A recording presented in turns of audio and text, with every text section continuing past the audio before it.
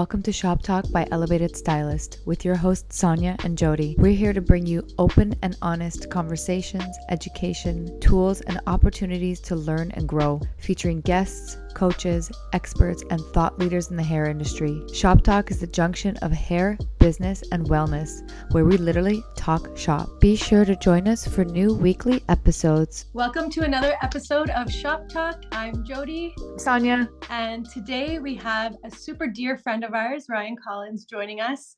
And we have a really amazing, impactful, powerful shop talk for you today. And we're going to be talking all about anxiety and a couple ways and, just have an open conversation about it and how we've all kind of experienced it and got through it.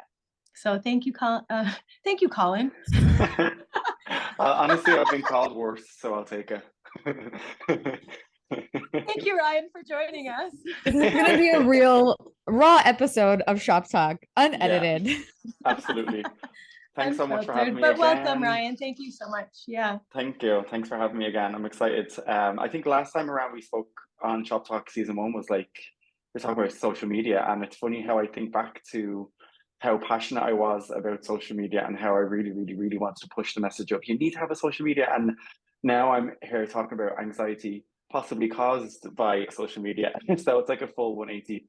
So I'm happy to be back and talking about something that's kind of it's really important to me, I think, at this stage in my life. And I think a lot of hairstylists around the world are experiencing the same thing. And I think it's time to start talking about it. Yeah, absolutely.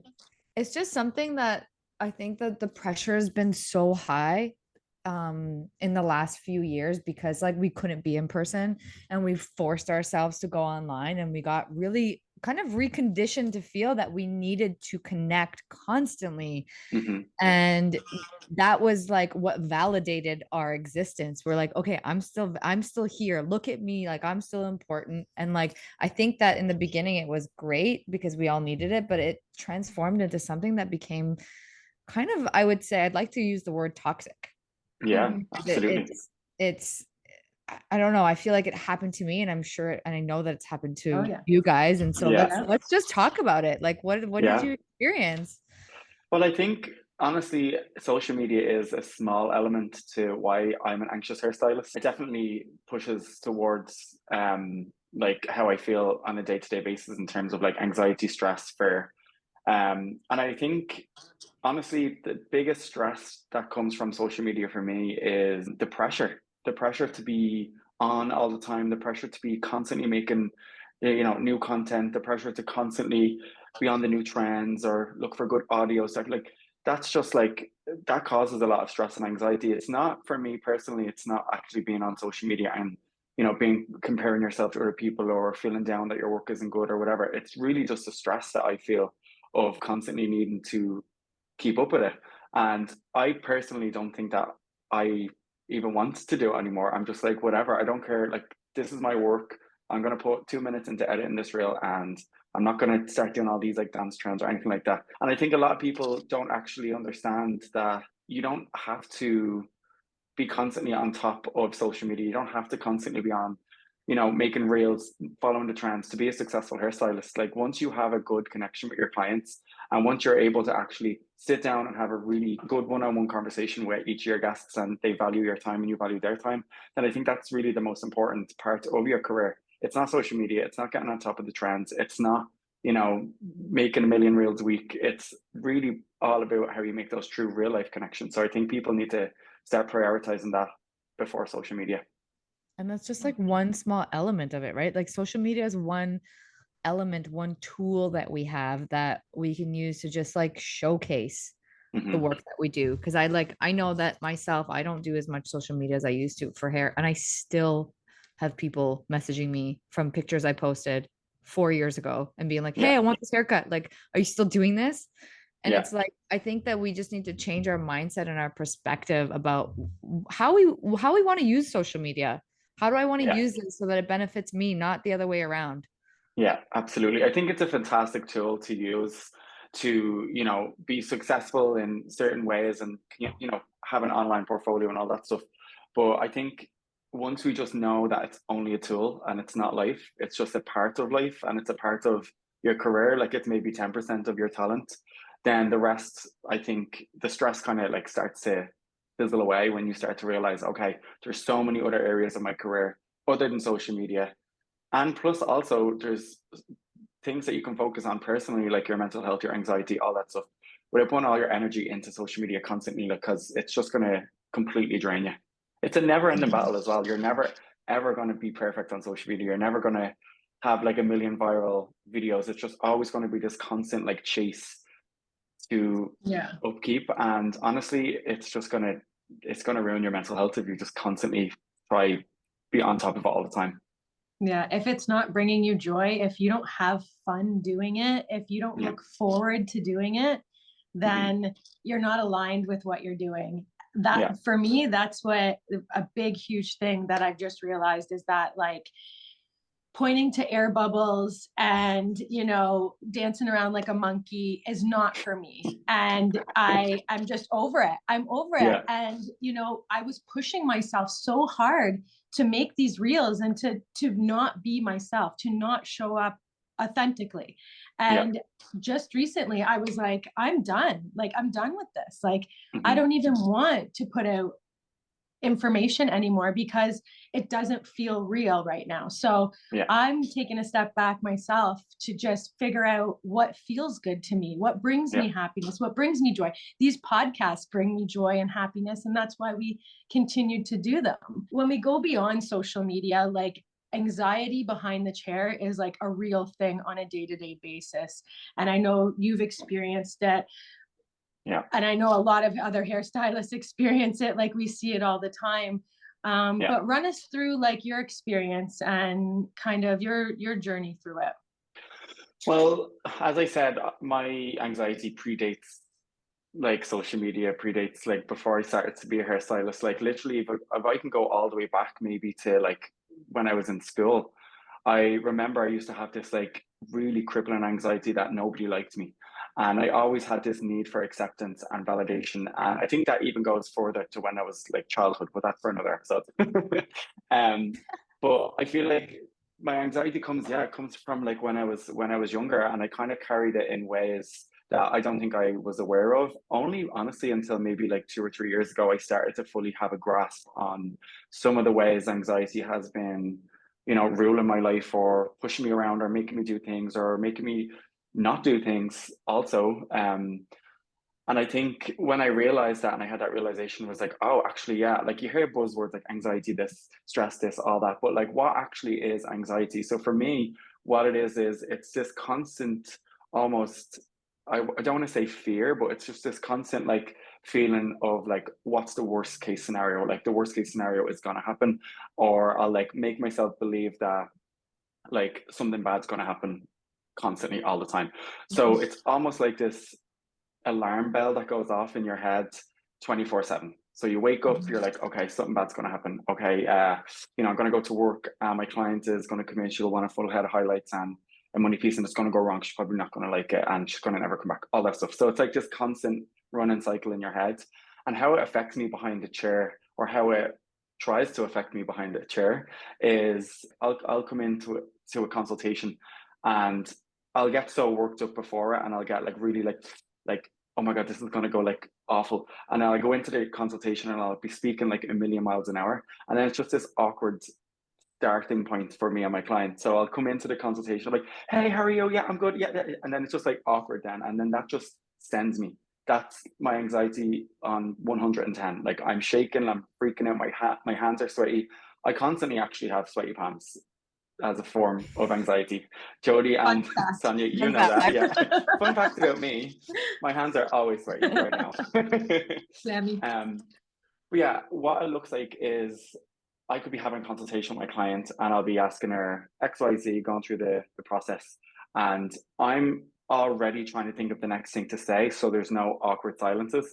So it's like this, like trying to find a balance of actually intently listening to your client, but also making sure that there's no awkward silences, because awkward silences send me, like I can't. When it's like, oh, I don't know what to say next, or there's like a bit of a gap in the conversation, that like sets my anxiety off. Even as I was saying, like in the consultations, when my brain is taken over and it's telling me all these stories, I'm not actually fully present in the moment. And the unfortunate thing about having anxiety behind the chair is that you can be in the middle of a really special conversation, or you could, have a client that is going to be a client for life, but you're in your head thinking like, oh God, what is she thinking? She's probably not going to like what I do, or like, am I making sense right now? All my team, like my colleagues on the floor are listening to what I'm saying. None of the stuff that's coming out of my mouth makes sense. Is the product recommendation that I recommended like right? Is that all these things go through your head, and it takes you out of the moment, and it actually makes you less aware, and it can take you out of such special relationships. Like I've had friends, family members that I've like fallen out with because my brain is thinking like, oh, they don't even want to talk to me anymore, or they think this way, or they don't want to be friends with me anymore. So I fill in the gaps that I just think that's like such a bad thing to do, is to fill in the negative space with just jargon and negativity and just false stories. And I've fallen out with people, and I've had friends who I've had arguments with based on assumptions on my end. You say, oh well, I thought you meant this way. So basically what my point is it can take you out and ruin relationships if you let it get a hold of you too much. Yeah.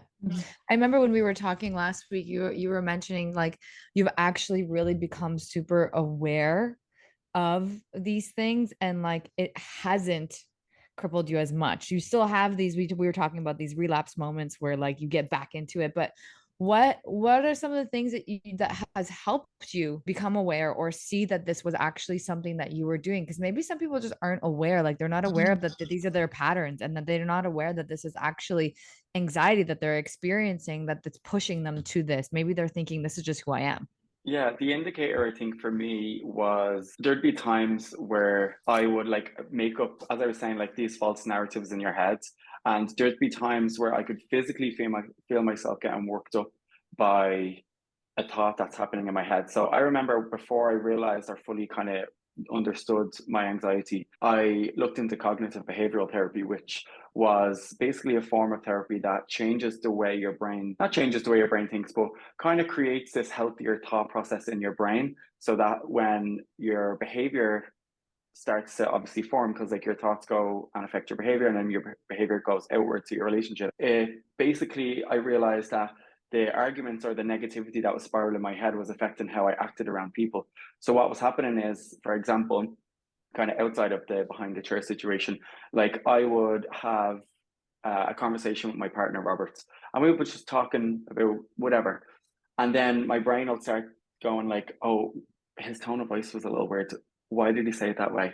And then it'll be like, oh, well, he should have said this, and that's not right that you said that. And then I'll start going into the spiral, and I'll start to physically get worked up, and I'll argue with him in my head. And this isn't just with Robert, I do it with everybody. We used to do it with everybody, where I'll catch myself in a moment where I'm like, I'm having an imaginary argument with somebody that it's never going to happen. And it's never, like, none of these things is reality. None of this is what was said. But now all of a sudden I'm annoyed at that person. So in the physical world, I'm annoyed. But in the mental world, I've just made up this complete false narrative in my head. So I think that's when I realized something's not right here. Like I shouldn't be actually pissed off at somebody that has done absolutely nothing to me. So that started me on this journey of like figuring out like why is my brain like this? So and then I went into anxiety and started to read about like how anxiety works and what it's basically doing. And I think a lot of the times what happens, just as an example, I'll be in the middle of blow drying a client's hair after doing her color or highlights or whatever. And there'll be something about the color that I'll pick out that's wrong. And I'll automatically assume that she doesn't like it. So I'll be like blow drying it. And I'm like, okay, I'm just waiting on her to be like, oh, I'm not really into it. Or, oh, I don't really like this color. Or it's not really what I asked for. And I fill in those blanks. Again, I'm filling in the blanks with negativity and not positivity. I could easily be like, she's going to love it. I think this is an amazing color. But your brain automatically sets off that alarm.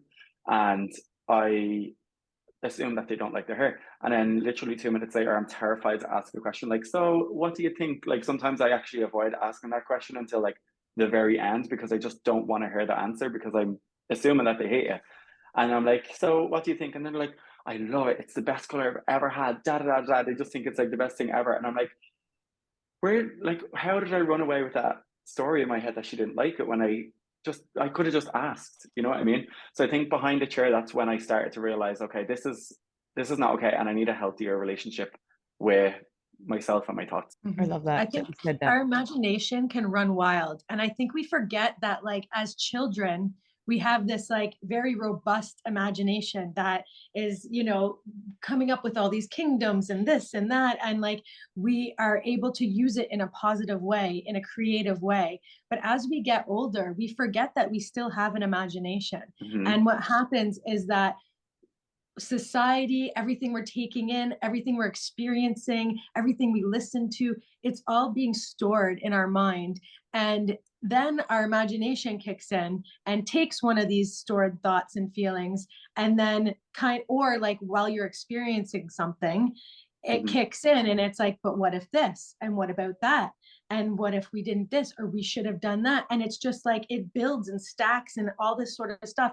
And then we're doubting ourselves, we're in fear, and then we kick in with the anxiety and we can start to feel it in our bodies.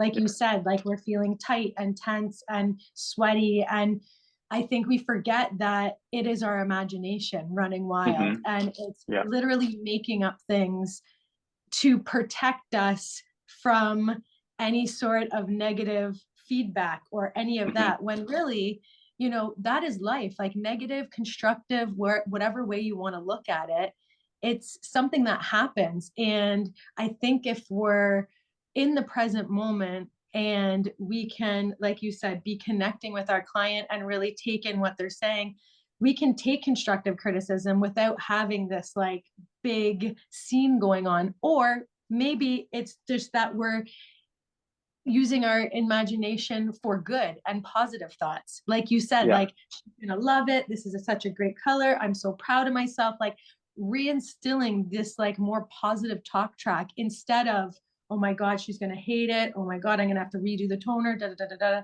Like really flipping our imagination to the more positive, to the more proud and trustworthy of ourselves.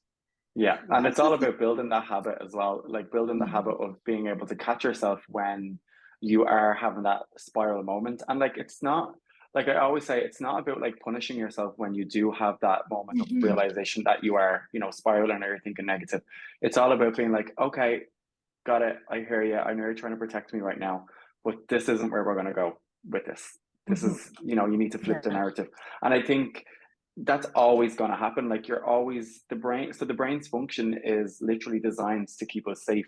And we're Mhm. actually wired that way. We're actually made, it's the fight or flight response from our brain and our bodies to think of, okay, what is the worst thing that could happen right now? For example, if the bear is standing in front of me and I'm about to be attacked, like you're thinking like, I'm going to die. So I need to run or I need to fight or whatever. So it's that response that your brain has, even in random situations like doing a client's toner. Like the client isn't a bear, she's not going to kill me, but my body doesn't know the difference between whether it's a bear or whether it's A toner. a client's toner. Do you know what I Yeah. mean? So your brain is actually wired that way to constantly have that response in every single scenario. It doesn't matter how big or small.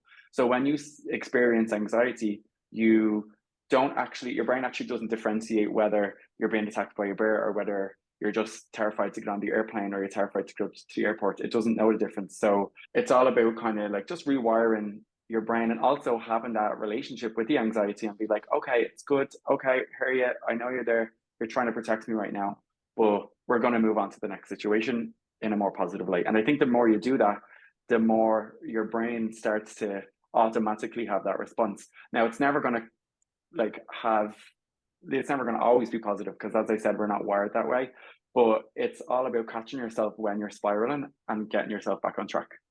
Yeah. And it's like, I think we have to also recognize the industry that we're in. We are automatically from school, we're like told that we need to be perfect. We need to like people please. And we're literally artists. We are creating something out of nothing.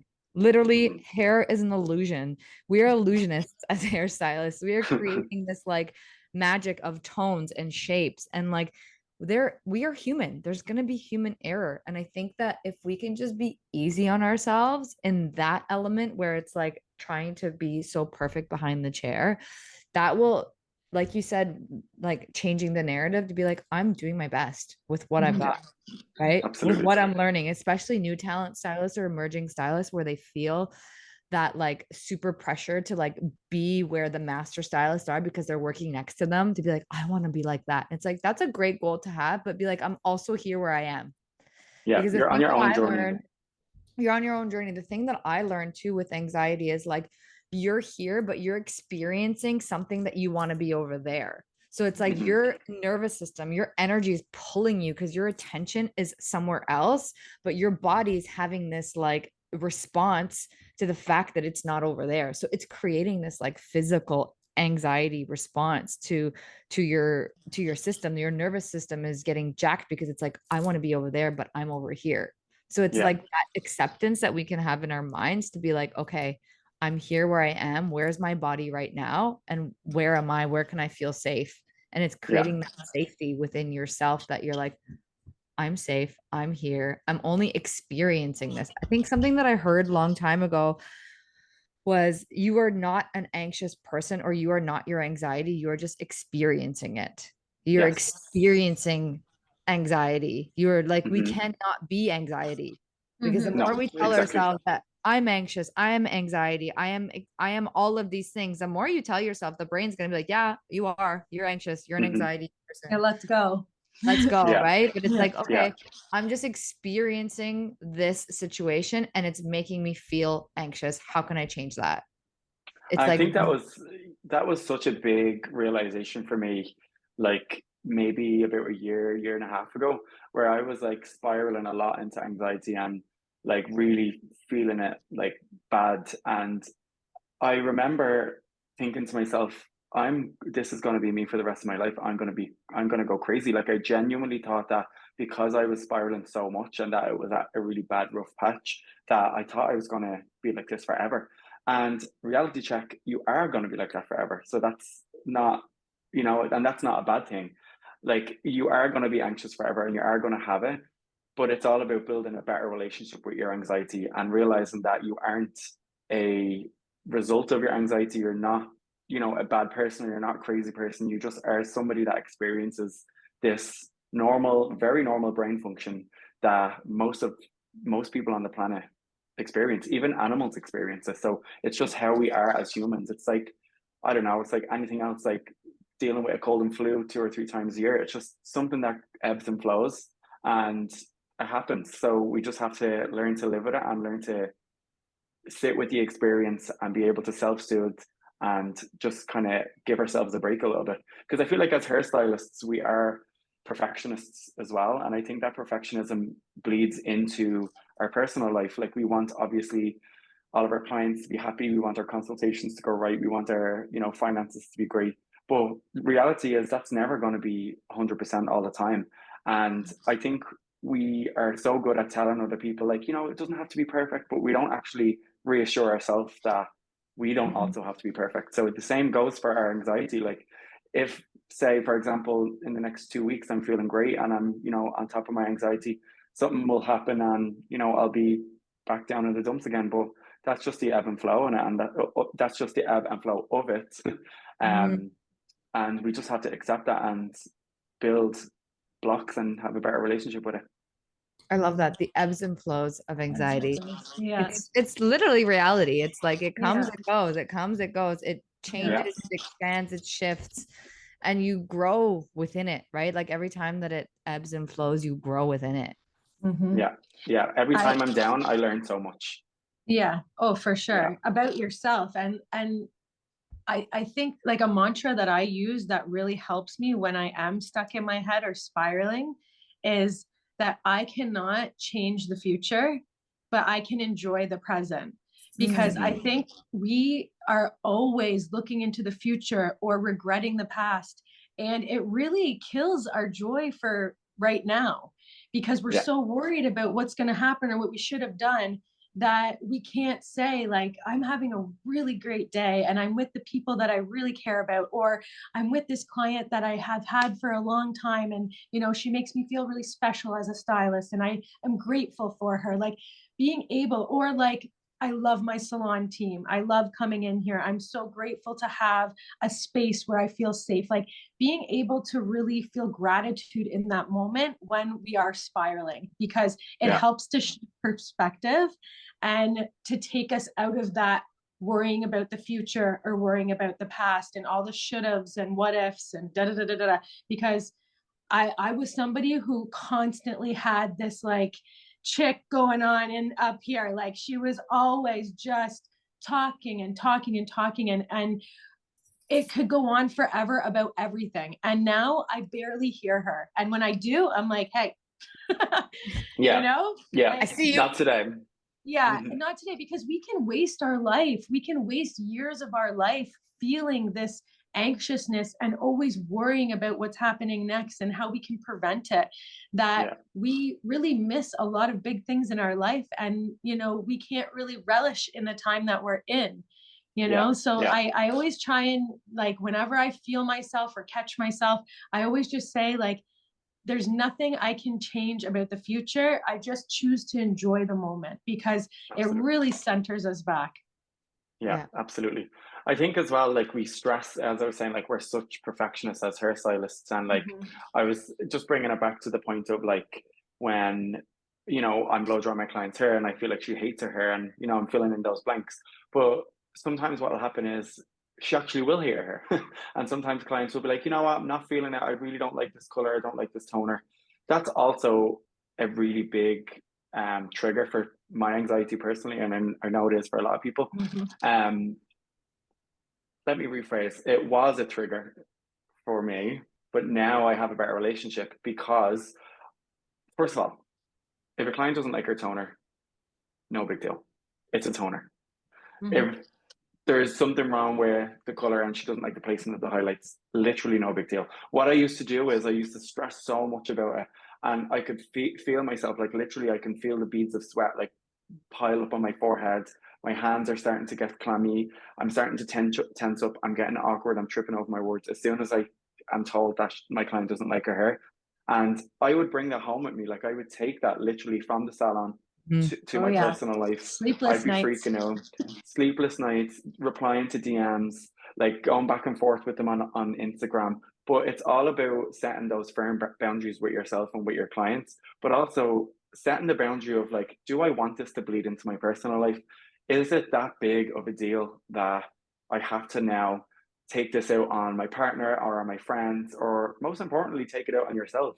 Like, is it really that important? Like, seriously, like it's just a toner. You can fix it. Like, it's no big deal. And it's just all about talking to yourself in that moment and being like, okay, I get it. I want to protect myself right now and freak out and, get all sweaty and hot and bothered. But let's, keep level right now. It's no big deal. Nobody died. So let's, keep our brains on the straight and narrow, because I think that's such a big spiral moment for hairstylists when they're told that, oh, your client called, she doesn't really like her toner, or your client called, she needs her bangs fixed. Instantly, you're starting to think, I'm the worst hairstylist in the world. Like, I'm going to give up this job. Like, there's literally times where I came home from work. No, seriously. There's been times I came I'm home, out of here. yeah, from the salon, and I've been like, okay, this is it. This is my last day. Like, I'm not going back. I'm done. Like, I don't know why I do this. And it's because one client out of 50 clients that I do didn't like her hair. Like, come on, look at the reality here. You know what I mean? And it's just all about self-soothing and being like, okay, we're good. It's all right. Nobody dies. One thing I heard once was like, look at the data, not the drama. And Exactly. I think that we can get stuck in the drama of our minds and like really like forget about the data. It's like, you're right, I'm not in trouble. Like, let's save that fight or flight fear state for when we're actually in trouble, because we're going to need it.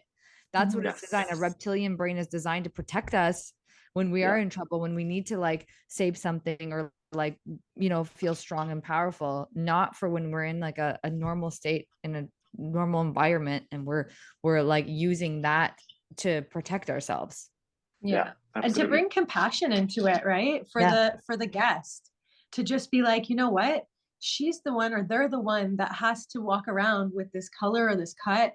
And you know what, if I can do something to make them feel happy, then let's do that. Like, instead of taking it out on ourselves, to be like, this poor person is just not enjoying this right now, and let's make Exactly. it better. Instead Exactly. of being so hard on yourself and so critical, or being so offended, because I Mm. know as Yeah. artists can a lot of the time be offended by constructive criticism or by somebody saying they don't like what they're seeing.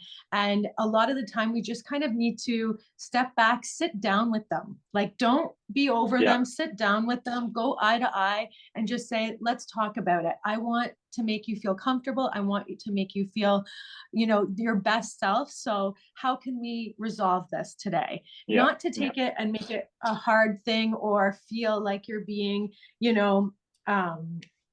kind of picked on or whatever, or that your art isn't good. It's more or less like, how can we bring compassion to this conversation for myself and for the guest? Exactly. And like when situations like that arise, you're faced with two situations, or you're faced with two choices. You basically can get your back up about it, have a negative experience with your client, start, trying to convince her why she should like it or why there's nothing wrong with it. Or you can sit down, as you said, Jody, get on their level and be like, hey, look, totally get it. Like, I understand. Like, if I wasn't happy with my hair either, I'm happy that you said it. Let's make this right. You're literally faced with two choices. You can go one way, which is the negative way to puts more damage on yourself and also your client, or you can just do it in the positive way where you can be like, you know what, I'm going to put my pride aside. Maybe I fucked up this time. No big deal. Just bringing it back to the anxiety. It's always going to happen. You're never going to be perfect. So if there is situations where you feel triggered in that moment, you just have to self-soothe and be like, okay, it's time to take the high road. Is that the right? Would that be the right? Yep.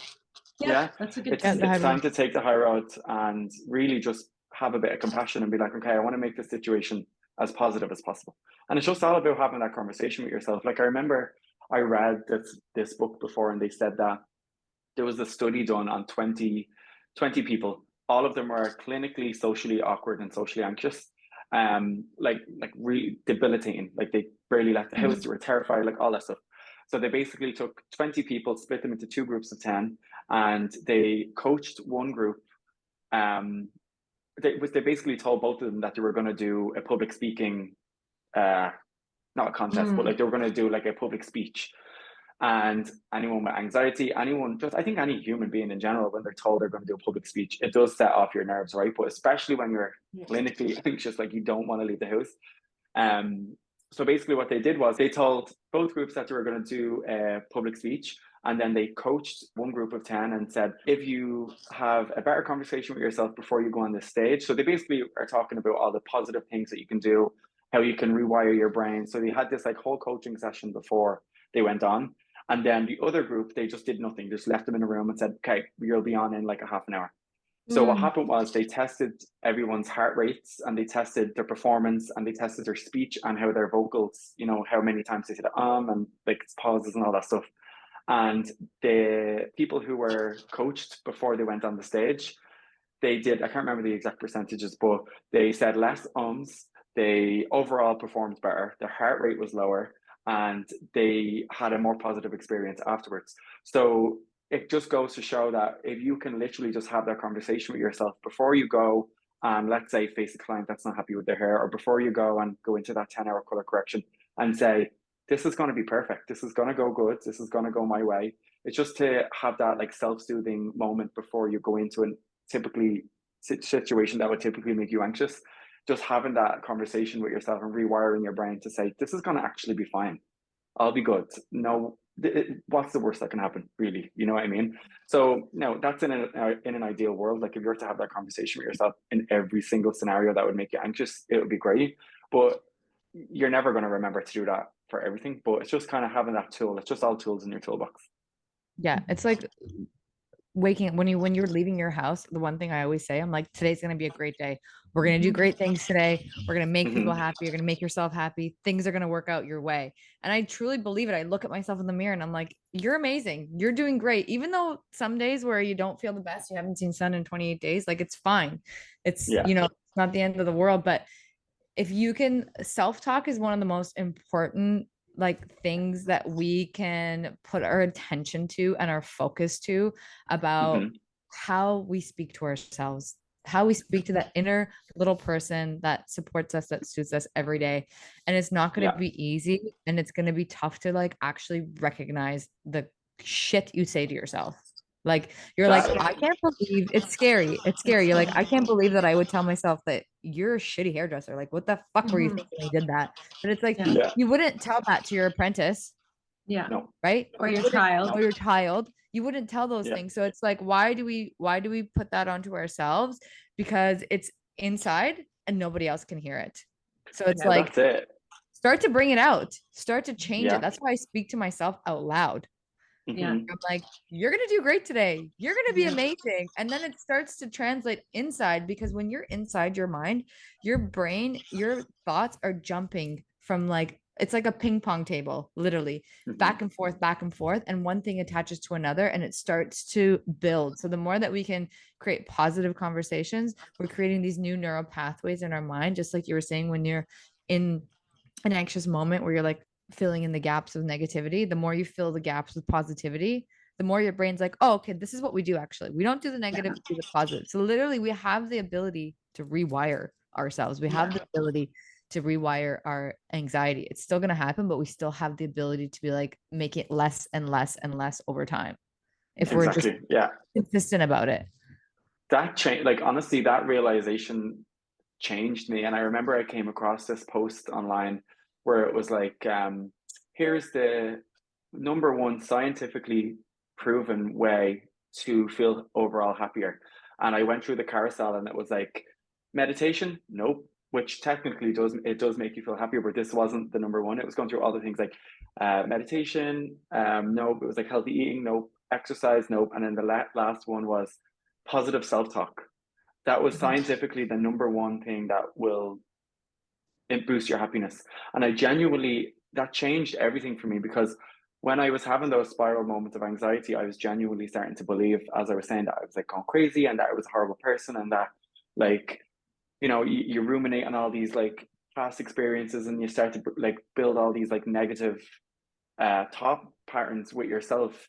And I think the biggest thing that I started to do, and that completely changed, was how I woke up in the morning and how I spoke about myself. I can look at myself in the mirror now and be like, yeah, you have anxiety, and yeah, your brain will take you to crazy places, but you're absolutely normal. And I like to call it like, you're perfectly flawed, which is kind of like a contradictory statement, but we are perfectly flawed because we're supposed to be like this. We're supposed to be like this. That's just how it is. And it's just, once I realized that, I was like, do you know what? I'm fine. I'm absolutely fine. I'm not going to go crazy. I am amazing at what I do. Have amazing friends. Like, once you start to like talk to yourself in such a positive light, it really changes the, as you were saying, like the neural pathways in your brain. And it actually starts to, like, you start to believe it. Feel it. You start to like physically feel it. Oh yeah. When you start seeing the change, when you can see the change, you're like, wow, this shit works. This shit works. That's the reward. It's not all kumbaya and incense and meditation. It's like genuinely scientifically backed research that it will rewire your brain when you start to talk to yourself in a better light. Yeah. And even like talking like even if you're starting from a point where you have a really bad self-talk, it's like even just recognizing that is like the first step to be like, listen, I understand that I don't talk to myself very well, but I'm willing to work on it. And that could be your first step, because you can't jump from like the most negative way of speaking to yourself to be like, I'm freaking amazing, where you don't believe it. Right. So it's like, you don't believe it, but you're like, you know what? I'm going to work on this because I want to change the relationship to myself. I want to change the way I speak to myself. So it could be little baby steps like that, where you recognize where you're starting from. So you can start to see the progression, to be like, okay, yesterday I did really great. I had moments where I said some bad things to myself, but I caught myself. That awareness is like the most magical thing, because that shows that you are seeing. You're seeing the things you never saw before. Yeah, you're starting to wake up. And it's all about really like, what type of home do you want to live in within yourself? Because we all have our homes, we have our apartments, we have our TV, we have everything. But like, what is the home that you have within yourself? Like, is it a positive space? Is it a negative space? Is it a place where full of violence? Is it a place full of negative self-talk? Is it a place full of anger? Like, what is it? Like, you have to visualize the inside of your body as a home. And like your brain essentially is the core of the home. And it's like, what type of home do I want to live in within myself?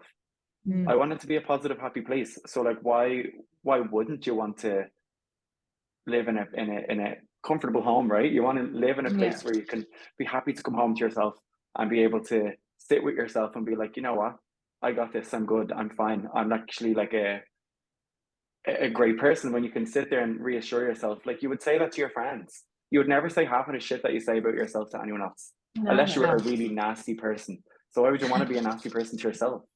Yeah, that's true. Yeah. You know what I mean? Yeah. I love that. So we love to end our episodes with a real tea, a truth, a tip, or a takeaway. So what would you like to leave us with about this episode to our listeners? I guess the real tea is to actually realize that your anxiety is never going to go away. It's always going to be there. And it's all about being able to separate your thought process to the soul and to the person who you are deep behind those thoughts, and being able to be like, okay, I know this is going to be this constant annoying roommate in my head telling me that this is going to go wrong, or you shouldn't do this, or you shouldn't have said that. It's all about learning to live with it and be like building a better relationship with your anxiety, and not beating yourself up if you do have a moment where you catch yourself spiraling again. You're like, oh shit, I was doing so good for 2 weeks. I read all the books, I meditated every day, and now I'm back to square one. But square one, you better get used to it, because square one, you'll be back to square one every 2-3 months.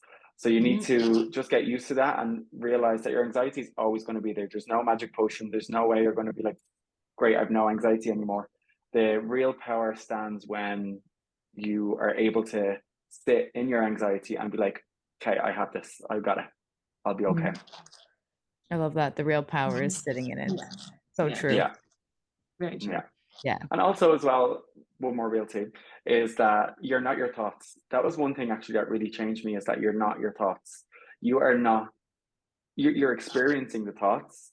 And I got this from this book called The Untethered Soul. And I don't know if you guys have read it, or anyone that's listening has read it, but it's a phenomenal book. And if you're experiencing anxiety, or if you catch yourself in your head too much, read this book. It's all about kind of separating your day-to-day life to who you are in the brain. So your thoughts are gonna always be there, but it's all about taking a seat in the center of your consciousness and being able to look at the thoughts come in and out, and be able to recognize them, filter them out, be like, yeah, cool, that's a bad thought, I'm just gonna let that go that way. This is a good thought, I'll keep on to this one.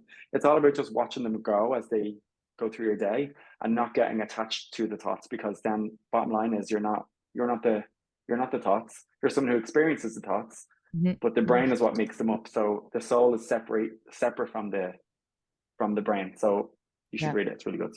I love that. Sadhguru always says, I am not this body, I am not this mind, I am not this body, I am. And it's this meditation that he does. It's very, very powerful, because we are taught in this society that we are this mind and we are this body. And this is where a lot of our problems come, because we're identifying with these two things that we experience every day, but we're actually not the mind and we are not the body. We are like experiencing it. We're living in it. We're living in it. Yeah. It's our vehicle. Exactly. It's taking us exactly. There's something deeper that isn't explained, but there's something deeper than the mind and the body. We're experiencers, and I don't know how to explain it, but there's something's going on beyond the thoughts. Yeah. Time for more exploration. Thanks so much, Ryan, for this very open conversation, and it's always nice to chat with you. Fun fact, Ryan is our producer for this podcast, so let's give him a little high five for making everything. He's the one who does all our socials, so all those beautiful graphics you guys enjoy and all of the beautiful podcasts is thanks to Ryan's hard work. So we appreciate you. And thanks so much for coming on to this podcast for season 2. For giving me the platform to talk about my anxiety. I appreciate it, and I hope some people can take whatever little nuggets from it that they can. Thank you. Bye. Bye, guys. Bye. Thank you for tuning in, and be sure to join the party on our social channels. And if you have any questions, you can reach out via email at hello@elevatedstylist.com. We'd love to hear from you.